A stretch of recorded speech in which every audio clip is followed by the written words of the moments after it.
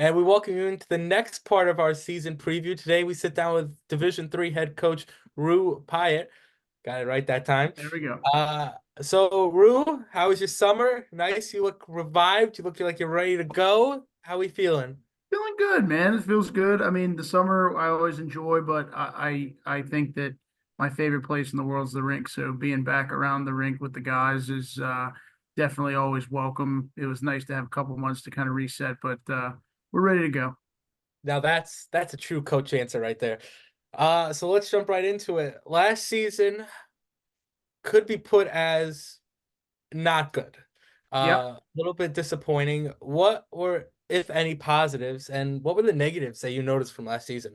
I think one thing I think you've got to do is you've got to be trying to learn through those situations and definitely being able to step away a little bit gives you an opportunity to, really dissect that and dig a little deeper for some silver linings. Obviously, given the year that we had, it wasn't ideal.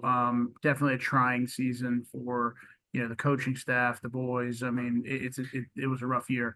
I think just getting a year under the belt of that freshman class, I think there's a high ceiling for a bunch of those guys. I think having a year under their belt is good. You know, I would say that's probably the big positive, and then just kind of reassessing, looking at where we can clean things up, and making sure we're steady for the start of this year.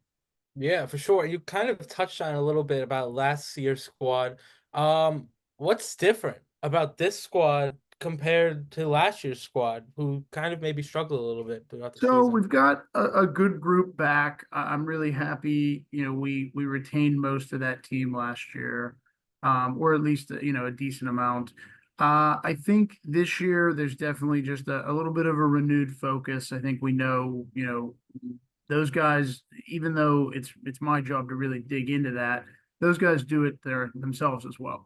So I think they've got a little different view, and they are looking at where they can be better and where we can be better as a unit. So I would say just a little more seasoned. I think I got a little more gray hair than I had last year from the last 6 months of the season. And so it's trying, but I think that, like, the same way that I'm looking at it from a perspective of trying to see where we can clean things up, I think the boys do the same. So I think we're in a good spot there. Yeah, and speaking of that, expectations, I mean, obviously record wise wasn't good last season. What's the ceiling for this team this year? Like, what are you expecting from this kind of squad with returning players?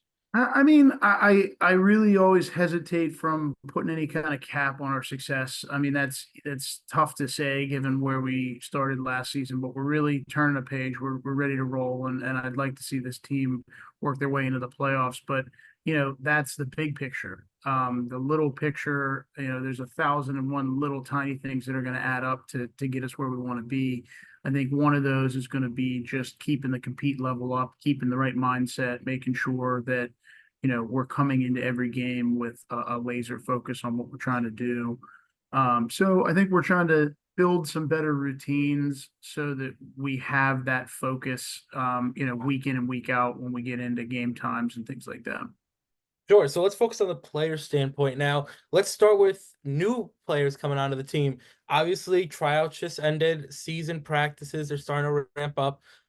Bringing in some fresh faces, could be challenging with what the team chemistry already has, but could be a lot of fun at the same time. What excites you about these new players that you're bringing onto the squad? I like a lot of what we're seeing. So we're right now we're in the middle of our second week of practice. So tryouts were 2 weekends ago.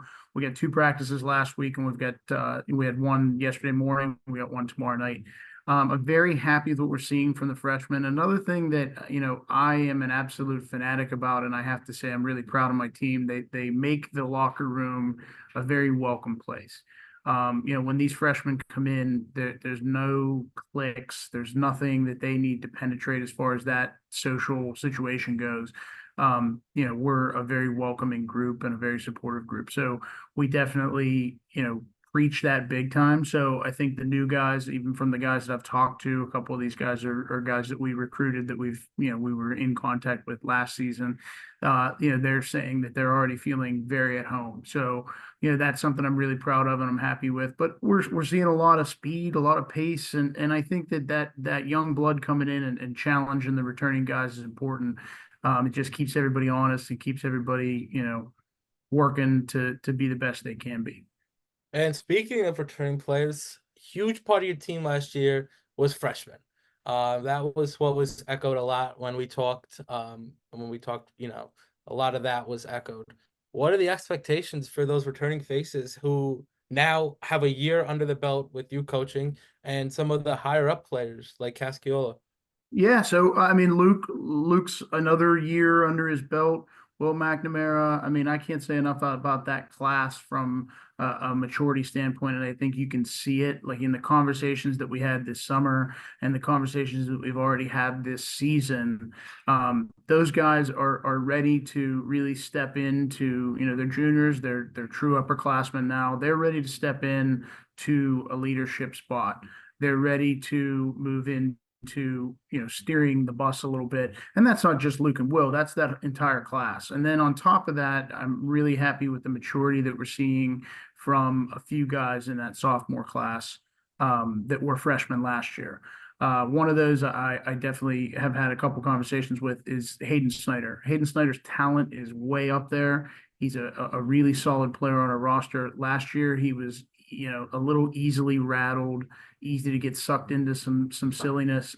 That's something that he's done a really good job. Obviously, we haven't played a game yet, but I'm seeing a level of polish on him and a level of maturity that I'm really excited about, because that's the kind of guy that can really step up. Not that he had a bad year last year, but that's a guy that could really step up and be a really nice piece for us offensively.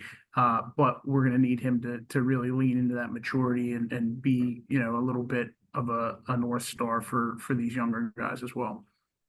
Yeah, for sure. And then finally, you brought on a new assistant coach. How has that connection between you and him turned out? What ideas, obviously Jackie left to go down to North Carolina. What has this new coach brought in for you?